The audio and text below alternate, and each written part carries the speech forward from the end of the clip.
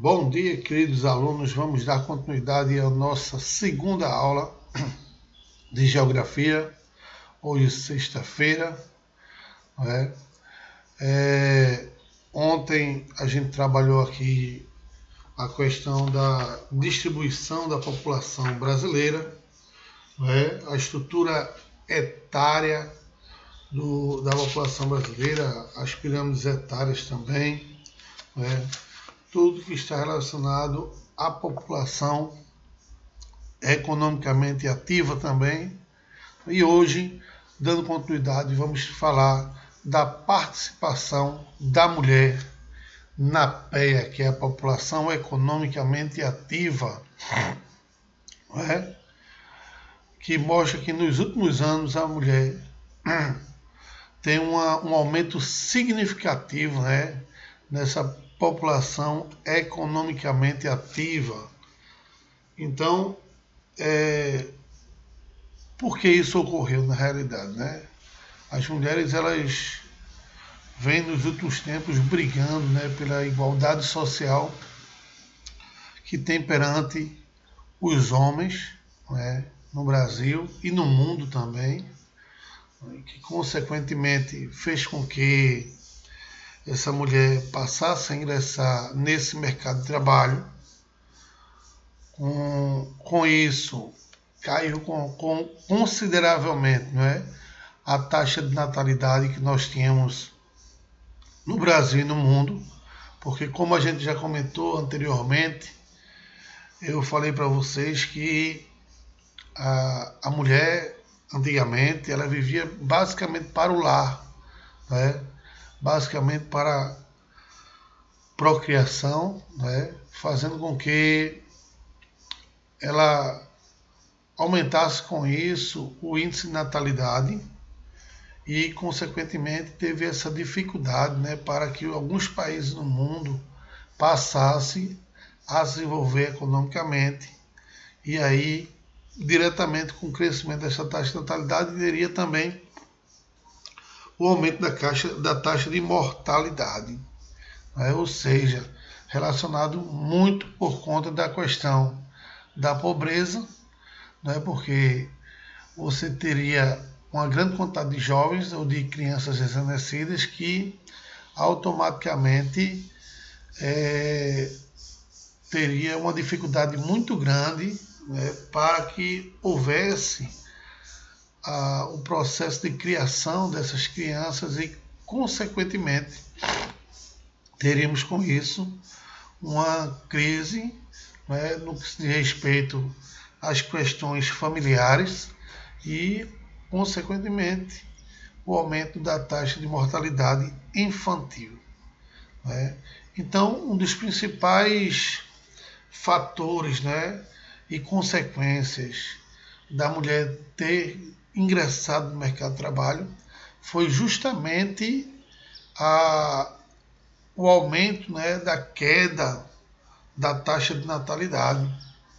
E esse aumento da taxa de natalidade acabou de uma forma sendo positivo, principalmente para os países que têm uma economia um tanto quanto desfavorável. E aí, essa participação da mulher, ela veio crescendo, consideravelmente até os dias atuais. Mas que, infelizmente, ainda existe uma discriminação por parte do mercado de trabalho, em relação às mulheres, porque muitas mulheres, na realidade, exercem o mesmo trabalho que alguns homens e aí ainda recebem salários muito baixos, por conta dessa questão, de discriminação relacionada à mulher no mercado de trabalho. Mas ela vem ocupando seus espaços, Ela vem, graças a Deus, ocupando seu espaço, Nada diz que a mulher ela seja incapaz ou inferior ao homem, com relação ao mercado de trabalho. Muito pelo contrário, a mulher é extremamente capaz, não se diferencia em nada em relação à sua força, né, mental em relação ao homem. Então, de forma intelectual, né, acredito que a mulher ela não deixa nada a desejar. Claro que a força física do homem ela é superior à da mulher. Né? Nesse sentido, sim. Né? Nós temos uma diferença realmente gritante, né? Onde muitas mulheres também acabam exercendo a mesma função de homens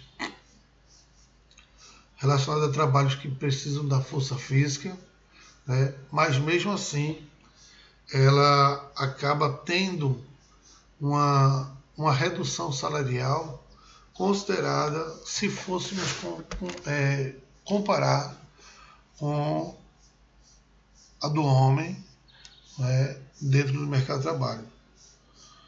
Mordaça pela discriminação durante vários séculos. No discurso do século XX, a mulher brasileira foi despertando para o fato de que a independência em um mundo onde as pessoas valorizam pelo que têm não, e não pelo que são. Então, a gente tem essa questão, né, do ter, não é? O mundo que a gente vive hoje, o que tem muito a ver, o que tem valor na realidade é o ter e não o ser. Né? Então, isso favorece negativamente o processo pelo qual a mulher acaba sofrendo, né, dentro do mercado produtivo brasileiro. E aí, consequentemente, a gente tem pessoas que acabam recebendo, mulheres que acabam recebendo salários mais reduzidos, não é? Exercendo até mesmo a mesma função que o homem. Então, esse fator, não é, acaba sendo de forma negativa, apesar do crescimento exagerado, né, exagerado da mulher no mercado de trabalho. Então, meus queridos, concluindo então esse nosso capítulo, falando sobre a população brasileira, vocês vão responder aí no livro de vocês, das páginas 188 até a página 196.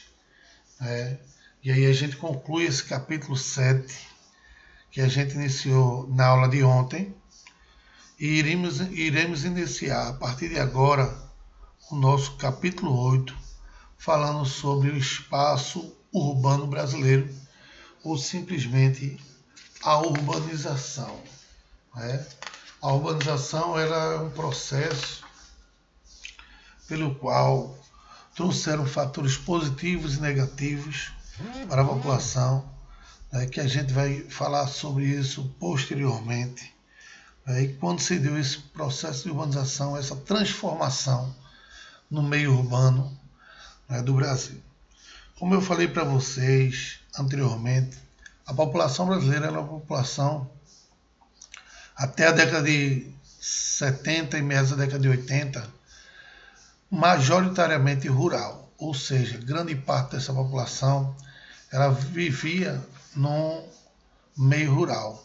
Por quê? Porque justamente esse meio rural ela dava mais condições de vida, de sobrevivência, na realidade, para a população, onde ela tirava do próprio campo o seu meio de subsistência, porque a população plantava, colhia, criava alguns animais também e comia o que aquele animal lhe proporcionava. Então, isso fez com que grande parte da população acabasse se tornando majoritariamente rural até a década de 80. E aí, a partir da década de 60, nós tivemos um processo bem interessante de movimentação migratória, que foi o êxodo rural.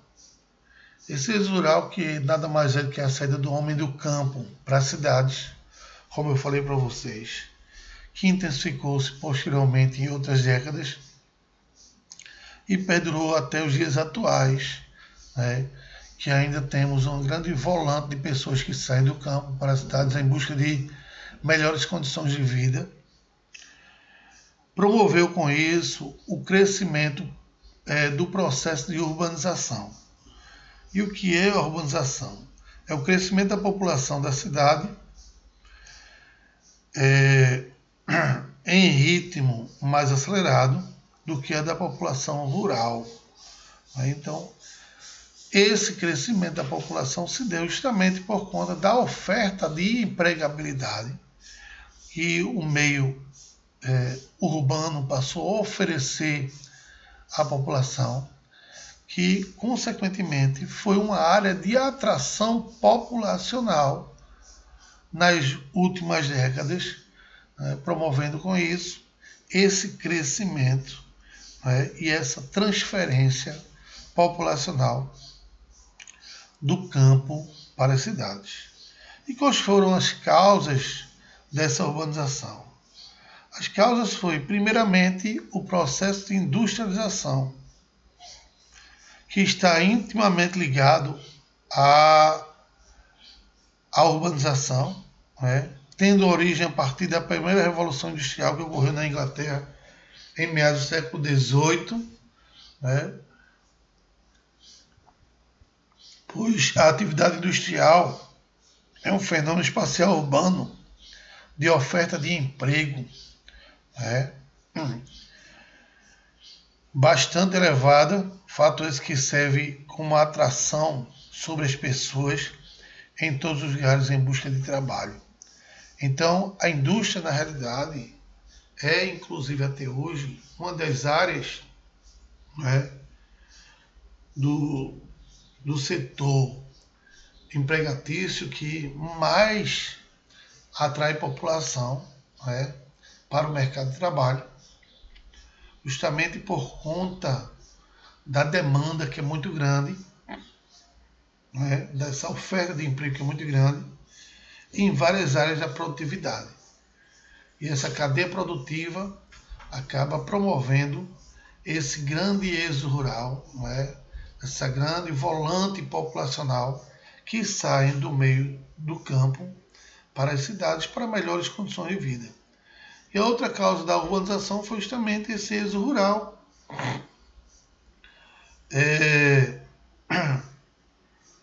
onde a atividade industrial e comercial acabou atraindo muitas volantes populacionais e saíram rapidamente do setor agrícola, vindo buscar melhores condições de vida nas áreas urbanas. E, consequentemente, houve esse crescimento da população no meio urbano. Então, as causas da urbanização estão ligadas à industrialização e esse êxodo rural. No Brasil, gente, o processo de urbanização começa a acontecer a partir da década de 50, com a industrialização que se instalou nas cidades, a concentração de terras rurais nas mãos de poucas pessoas, a modernização da atividade no campo, como a agricultura, a pecuária, foram fatores que mais contribuíram com o processo de aceleração do meio urbano. Porque esse processo da modernização do setor agropecuário promoveu o crescimento urbanístico, porque infelizmente as máquinas do meio rural começou a substituir o homem, e aí essa falta de emprego começou a proporcionar, consequentemente, o processo de migração do meio rural para o meio urbano. E aí muitas pessoas foram procurar emprego nas áreas urbanas. e também a oferta, né, de empregabilidade, e isso acabou gerando esse processo migratório. Para vocês terem ideia, essa relação da distribuição populacional urbano-rural, durante a década de 40, a população rural era majoritariamente e bem maior que a urbana, considerando assim cerca de 69% da população rural, quanto a urbana chegava a 31%, ou seja, uma diferença gritante, uma diferença considerável, não é? Que posteriormente começou a diminuir essa população rural. Nos anos 50 foi para 64%, não é? Contra 36% da urbana. Nos anos 60, 55% da rural contra 45% da urbana. E aí, a partir da década de 70, né, começou essa virada de mesa, onde a população urbana passou a então ser majoritariamente urbana, né, essa população passou majoritariamente urbana, com 56% contra 44% da população rural, que aí só teve a crescer com o passar do tempo a população urbana, chegando nos dias atuais com 84% da população rural contra 16% da população urbana. Né? Um crescimento considerável, né? Isso graças ao processo de desenvolvimento do meio urbanístico. Só que atualmente ocorre uma saturação, digamos assim, no meio urbano, e essa saturação acaba impedindo o processo de aumento de empregabilidade e também a falta da mão de obra qualificada existente no meio urbano, promoveu com isso um processo inverso chamado êxodo urbano, ou seja, a saída do homem do meio urbano em busca de melhores condições de vida na cidade ou no meio rural. Então, o que a gente observava nas décadas passadas, hoje está se invertendo. Hoje eu tenho uma grande quantidade de pessoas, claro que ainda não é uma quantidade considerada, mas já está acontecendo gradativamente, né? O retorno das pessoas para as suas cidades que viviam antigamente no campo, né? Por conta do processo de saturação urbanística.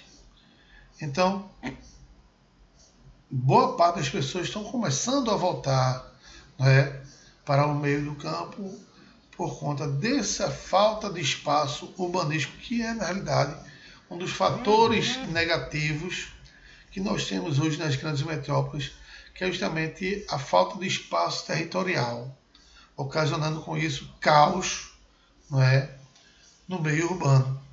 Caos esse que está relacionado também ao aumento dos congestionamentos, né, ao aumento da poluição no meio urbano, que a gente vai falar logo mais.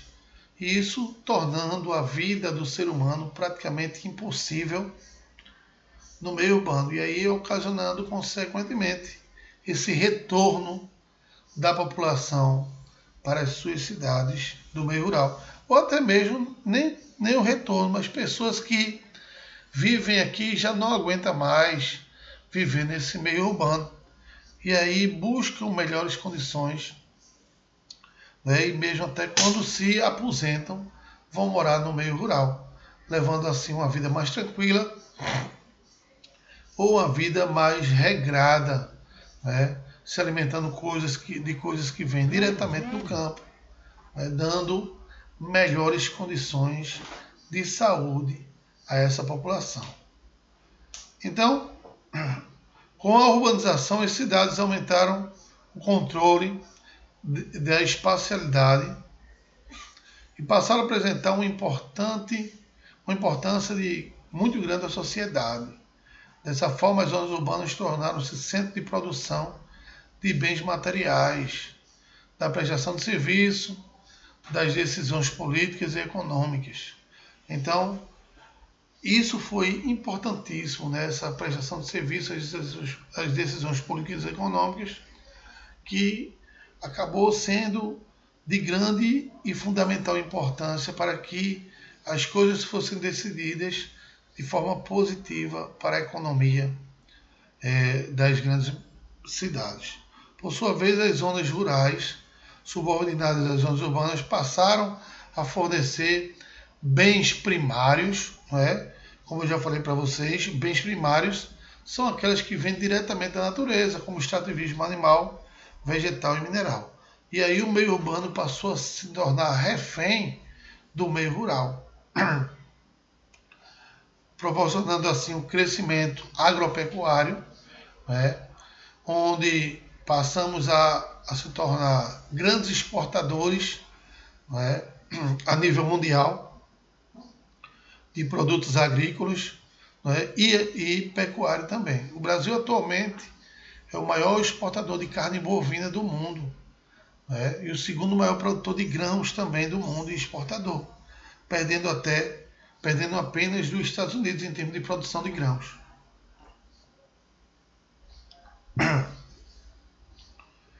Vamos falar agora um pouquinho desse histórico, né, da urbanização do Brasil. Nossa urbanização ela ocorreu de forma tardia, na década de 50, em virtude do atraso histórico da nossa industrialização. Ou seja, o Brasil ele teve uma industrialização, um processo industrial atrasado em relação ao que nós tivemos no mundo inteiro. Porque a Revolução Industrial no mundo ela surgiu no século XVIII. E o Brasil só veio ocorrer 100 anos após o que ocorreu na Inglaterra. Só veio ocorrer no século XIX. E isso acabou ocorrendo um atraso no processo de urbanização e crescimento econômico do país. Não é? Foi apenas a partir deste momento que o Brasil começou a deixar um país predominantemente rural, não é? Passando a se tornar também um país amplamente, digamos assim, industrial. Porém, como eu já falei para vocês em aulas passadas, a indústria brasileira não era uma indústria de qualidade, e o que não promovia, consequentemente, o seu desenvolvimento econômico. Essa indústria brasileira ela veio passar a ser de melhor qualidade a partir do momento em que, no governo Fernando Collor de Mello, ele passou a abrir o mercado nacional para o mercado internacional, promovendo com isso a concorrência industrial aqui no Brasil, fazendo com que a indústria brasileira acabasse melhorando a sua produtividade e sendo bem aceita no mercado internacional, fazendo com que o país passasse a importar produtos industrializados em maior quantidade para países mais desenvolvidos economicamente e acumulando com isso capital estrangeiro, melhorando a sua balança comercial em termos de exportação de produtos industrializados. Então, isso fez com que acabasse com esse monopólio também da indústria brasileira, promovendo a concorrência com as indústrias multinacionais. E aí a gente passou a ter esse lado positivo, porque a indústria brasileira passou a ter uma melhor qualidade de produtividade graças à concorrência. Porque uma coisa é monopólio e a outra coisa é concorrência. Se você tem um monopólio, você produz da forma que você quer. Você produzindo da forma que você quer, a população, por sua vez, que só tem aquela opção, ela vai ser obrigada a consumir. E aí, consumia-se coisas de baixa qualidade aqui no Brasil. E, consequentemente, a gente era obrigado a muitas vezes comprar coisas importadas, pagar taxas de importação altíssimas para se ter um produto de boa qualidade. E aí, quando houve essa abertura do mercado nacional para o mercado internacional, as coisas começaram a melhorar, tanto economicamente para o Brasil, porque, consequentemente, o Brasil passou a produzir produtos industrializados de melhor qualidade e o Brasil passou a exportar esse produto em grande quantidade. E aí atraiu capital para a sua balança comercial. Deixa eu falar agora da rede urbana brasileira. O que é, na realidade, uma rede urbana, né? A rede urbana, meus queridos, é um conjunto de cidades que mantém relações comerciais, industriais, culturais e financeiras e políticas entre si, né? Em escalas globais, regionais e locais. Quando essa rede urbana ela promove-se a partir de relações locais, na realidade, ou seja, quando uma cidade começa a interferir na economia da outra, promovendo assim um crescimento de ambas as cidades ou mais de duas cidades, se diz que está havendo um processo, um fenômeno na realidade, chamado de conurbação de cidades. Por exemplo, aqui no Brasil, aqui em Recife, na realidade, costuma-se falar que na região metropolitana de Recife. O que é que faz parte da região metropolitana de Recife?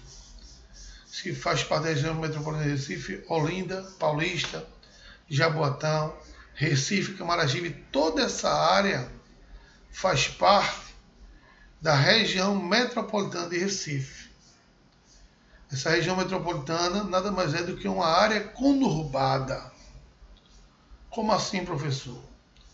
Porque, na realidade, existem grande influência da economia entre elas. Por exemplo, boa parte da população de Olinda trabalha em Recife, ou em Paulista, ou em Jaboatão. Olinda é considerada apenas uma cidade dormitório. Então, a população de Recife acaba atraindo o capital de Recife para Olinda, promovendo assim o crescimento da cidade.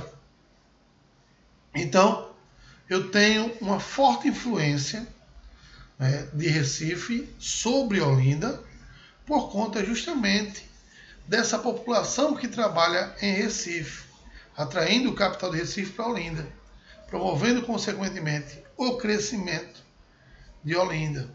E aí temos o processo de conurbação de cidade, onde o crescimento da metrópole acaba influenciando nas cidades circunvizinhas, ou seja, naquela região metropolitana.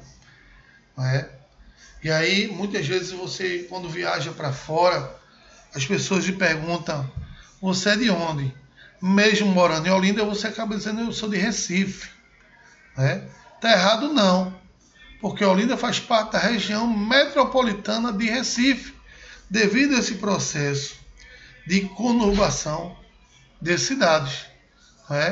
Então, automaticamente eu tenho esse desenvolvimento da região metropolitana influenciado pela metrópole. Então, temos esse processo. Vamos falar agora um pouco sobre a hierarquia das cidades. O que é a hierarquia das cidades? Você sabe que a palavra hierarquia é onde o menor acaba sendo submisso ao maior. Nas cidades também tem esse processo. Eu tenho metrópoles globais, metrópoles regionais, eu tenho centros regionais, eu tenho centros sub-regionais. Então, onde as cidades menores acabam sendo submissas às cidades maiores. O que vem ser uma metrópole global? Uma metrópole global, gente, é aquela cidade onde a sua economia acaba influenciando na economia do mundo como um todo. Como, por exemplo, Tóquio e Nova York. Tudo que acontecer de forma desfavorável, por exemplo, na Bolsa de Nova York, na Bolsa de Valores de Nova York ou na Bolsa de Valores de Tóquio, vai acabar influenciando basicamente na economia do mundo como um todo, né? Então, se eu tenho uma queda na Bolsa de Valores de Nova York, eu vou ter um efeito dominó, o que vai afetar na economia do mundo como um todo, né? Então, por isso que essas cidades são consideradas metrópoles globais, né? São Paulo também, ela pode ser considerada uma metrópole global? Pode, né? É uma cidade que tem uma forte influência no mundo inteiro. Eu considero São Paulo, na realidade, um país dentro do Brasil, né? Porque, por exemplo, se você, às vezes, sua televisão quebrou, você vai botar para consertar, aí você vai lá, isso acontecia muito na década de 80, quando nós não tínhamos esse processo de globalização todo, e tudo se concentrava ali em São Paulo, né? A gente botava a televisão para consertar e você, 15 dias depois, ia saber se a sua televisão estava pronta, porque essa não está pronta não. Por quê? Porque a gente está esperando essa peça vir de São Paulo. E demorava tempos e tempos até que essa peça chegasse, né? E, consequentemente, a televisão fosse consertada. E aí, hoje, devido ao processo de globalização, né, as coisas começaram a mudar, essas peças começaram a ser distribuídas mais vultuosamente pelo mundo, e aí, consequentemente, passou-se a ter uma melhor condição, né, em termos de desenvolvimento tecnológico as grandes cidades, né? Mas ainda somos muito influenciados ou dependentes ainda, né, da região sudeste, né, que é considerado o motor do Brasil. A região sudeste é considerada o motor do Brasil, e aí faz com que São Paulo torne-se assim uma metrópole global também. Já as metrópoles nacionais, né, são aquelas cidades ou aquelas metrópoles que têm influência na economia do país como um todo. São as cidades mais fortes economicamente que nós temos em um país. Aqui, por exemplo, no Brasil, eu tenho como exemplo de metrópole nacional o quê? Recife, Brasília, Fortaleza, Salvador, Belo Horizonte, Curitiba, Porto Alegre, são consideradas metrópoles nacional. Por quê? Porque a economia dessas cidades acaba tendo influência direta, né, no mercado econômico nacional, ou seja, no mercado brasileiro. Então eu tenho, por exemplo, aqui no Recife, uma metrópole nacional, onde eu tenho o porto de Suape, que chegam e saem mercadorias em todo o território, que são espalhados por todo o território brasileiro, a partir do Recife, que também movimenta essa economia nacional, né, atraindo esse capital para o país inteiro. Então, por isso que Recife ele tem, graças a Deus, uma importância muito grande no que se respeita à economia do país todo. Já as metrópoles regionais são metrópoles que têm relação, né, com o desenvolvimento da região em que eles estão localizados, como por exemplo Manaus, Belém e Goiânia.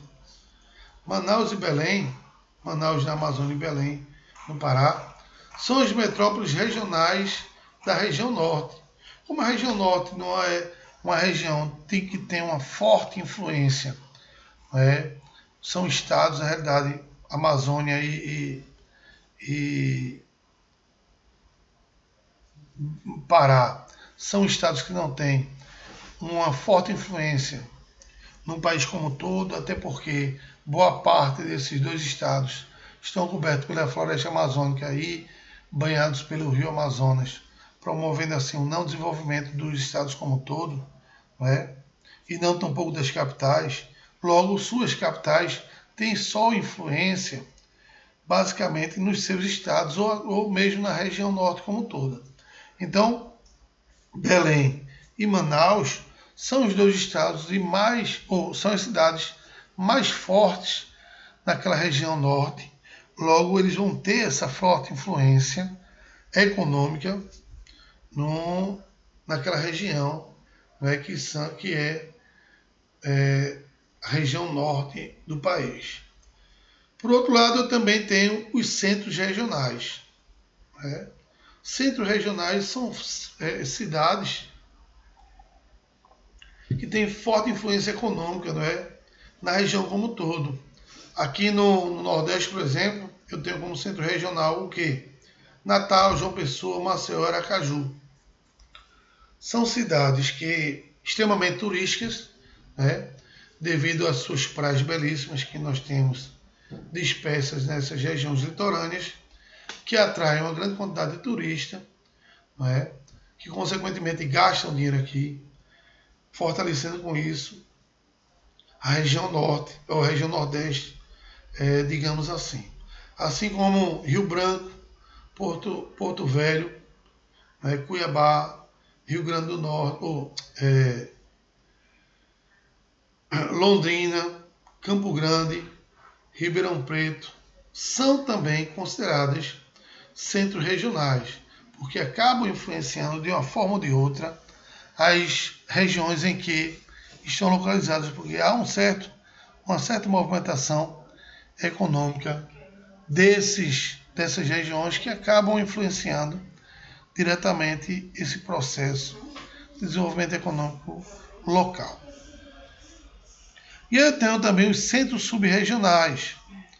Né? Vou dar um exemplo próximo a gente aqui, que é Caruaru e Campina Grande. Né? Caruaru, na realidade, é uma metrópole considerada a metrópole do Agreste, digamos assim, porque é a cidade mais forte do Agreste pernambucano. Né? Boa parte de sua economia é gerada através do comércio e da indústria. Né? A indústria ali tem grande força ligada à indústria têxtil. Né?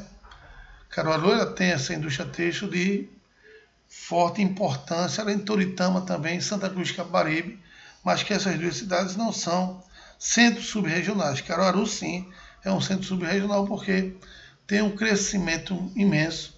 É uma das poucas cidades do interior do Brasil que cresce hoje de forma vertical, ou seja, a construção de prédios altíssimos já, acima de 15 andares, tem muitos prédios em Caruaru já com mais de 15 andares de altura. Não é? Então, é um centro, né, que cresce vultuosamente devido, graças a Deus, à sua produtividade industrial e aos seus serviços e ao seu setor terciário também. Caruaru e Campina Grande, né, são áreas turísticas de grande atração populacional, principalmente no período junino, né, que movimenta a economia, que não vai ser o caso esse ano, infelizmente por conta do Covid, mas durante o período junino atrai pessoas do mundo inteiro, né? Tem uma movimentação econômica muito importante e aí, consequentemente, acaba promovendo esse desenvolvimento das áreas do Agreste, né, nordestino. E por isso, esses centros são considerados centros subregionais, né, que acaba influenciando no crescimento econômico da região do Agreste nordestino. Vou falar agora sobre um pouco das regiões metropolitanas, né, do Brasil. O processo de urbanização que se intensificou a partir da década de 70 acarretou um crescimento populacional acelerado nas grandes cidades. Isso resultou da expansão dos limites urbanos de várias metrópoles e cidades brasileiras, que terminaram por se encontrar com os limites urbanos e atividades vizinhas. Esse fenômeno foi chamado de conurbação de cidades, que eu já expliquei para vocês, que é a superposição ou o encontro de duas ou mais cidades devido ao crescimento dos respectivos sítios urbanos.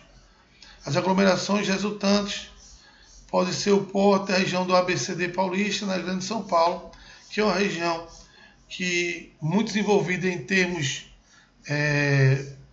industriais, essa região onde se concentra o grande centro nervoso de produção industrial da região da Grande São Paulo, que é a região do ABCD Paulista, onde eu tenho ali a região de Santo André, por exemplo, onde está localizado as grandes metalúrgicas e siderúrgicas da região paulista. Na verdade, a região metropolitana corresponde a um conjunto de municípios próximos e integrados socioeconomicamente com a cidade central. Então, essa região metropolitana ela é de grande importância para a cidade central ou para a metrópole, apresentando serviços públicos e infraestruturas comuns. Ou seja, eu tenho um serviço de urbanização, como saneamento básico, segurança pública, que são comuns para toda essa região metropolitana, em virtude do seu crescimento populacional, e em conjunto essas cidades têm alguns problemas urbanos, como a deficiência do sistema de transporte, água e iluminação pública, além de segurança e esgoto. Então, infelizmente, algumas cidades elas não foram planejadas para o seu crescimento, e acaba acarretando grandes dificuldades no processo administrativo, como, por exemplo, a distribuição de águas e saneamento básico dessas cidades. E aí muitas cidades acabam ficando sem água, durante um certo período de tempo. É necessário que se faça o rodízio dessa água para que as pessoas tenham um melhor acesso a essa distribuição. Além disso, o sistema de transporte é muito deficitário, porque a população cresce vultuosamente e o sistema de transporte não acompanha esse crescimento. E, consequentemente, eu tenho problemas seríssimos com relação a congestionamento dessas grandes metrópoles, que infelizmente faz com que a sociedade ela se desenvolva de forma lenta, como se respeita a mobilidade pública dessas grandes metrópoles. E aí temos também a dificuldade no que diz respeito à segurança pública. Muitas cidades, devido também ao crescimento do desemprego, acabam ocasionando com isso o aumento da violência e, consequentemente, a polícia acaba não suprindo as necessidades do cidadão. E aí essa questão ligada à segurança pública ela é um tanto quanto deficitária no que diz respeito ao nosso país. E aí muitas pessoas acabam sofrendo nas grandes metrópoles como